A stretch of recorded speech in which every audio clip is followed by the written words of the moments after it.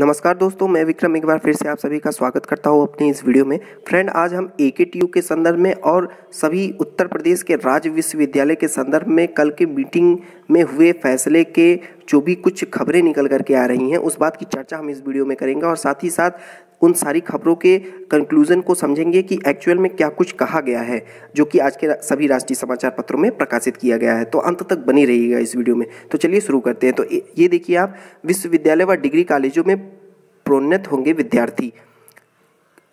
क्या कुछ बातें कही गई हैं, पहले उसको एक एक पॉइंट बाय पॉइंट पढ़ लेते हैं और इसके बाद समझते हैं कि एक्चुअल में क्या बातें निकल करके आ रही हैं हमारे लिए, सभी छात्रों के लिए। तो ये देखिए, यूपी के विश्वविद्यालय व डिग्री कॉलेजों में स्नातक व प्रास्नातक की परीक्षाएं नहीं होंगी।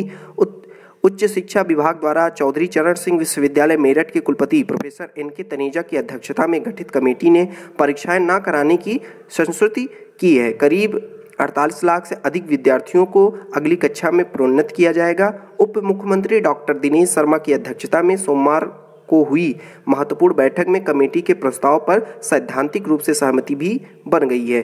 औपचारिक घोषणा 2 जुलाई को संभव है। प्रोन्नति का फार्मूला क्या होगा, इस पर चर्चा की गई है। तो ये देखिए, जो बहुत ही इंपॉर्टेंट बात निकल करके आई है कि क्या घोषणा 2 जुलाई को संभव है, मतलब कि पूरी तरीके से सरकार इस बात से सहमत हो गई है कि आपको प्रमोशन किया जाएगा, आपका प्रमोशन किया जाएगा मौजूदा हालात को देखते हुए, कोविड-19 के प्रभाव को देखते हुए। और चूंकि अब इस बात की औपचारिक ऐलान आपको जुलाई महीने के पहले हफ्ते में 1, 2 या 3 तारीख को आपके सामने रिजल्ट पूरी तरीके से क्लियर हो जाएगा कि क्या कैसे हमको कैसे प्रमोशन इनको कराना है, कैसे ये प्रमोट करेंगे और किन किन छात्रों को प्रमोट करें। तो ये सारी बातें आपको बिल्कुल क्लियर कर देंगे। और ये देखिए आप, सबसे अंत में एक लाइन लिखी गई है कि परीक्षा कार्यक्रम, ये देखिए कि विश्वविद्यालय व कॉलेजों के विद्यार्थियों की परीक्षाएं कराने के लिए परीक्षा कार्यक्रम घोषित किए गए थे, जुलाई में घोषित किए गए थे, तो विरोध शुरू हो गया। उच्च शिक्षा विभाग ने 4 सदस्यीय कमेटी का गठन कर दिया।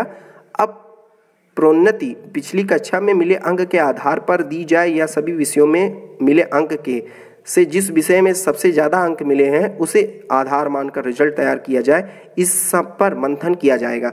तो ये बात आप बिल्कुल स्पष्ट जान लीजिए कि क्या कुछ अब ये भी अभी क्लियर नहीं है, अभी बस एक केवल मॉडल है, अभी ये बात क्लियर नहीं हुई है।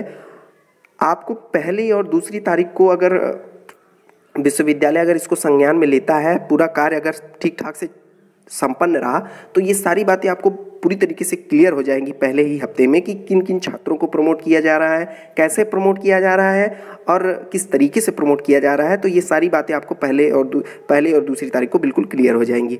और पूरी तरीके से मैं अगर इस खबर को पढ़ूँ तो बस 2 ही चीज़ें इंपॉर्टेंट निकल करके आ रही हैं फ्रेंड, कि एक तो कि जो कि हमारा प्रस्ताव स्वीकृत हो गया है कि अब हमें प्रमोशन मिलेगा, और दूसरी चीज़ की जो है पहली और दूसरी तारीख को और भी चीज़ें क्लियर हो जाएंगी कि कैसे छात्रों को प्रमोट किया जा रहा है और किस बेस पर, किस आधार पर उनको, किस मॉडल के आधार पर उनको प्रमोट किया जा रहा है। तो ये सारी बातें बिल्कुल क्लियर हो जाएंगी 2 तारीख को।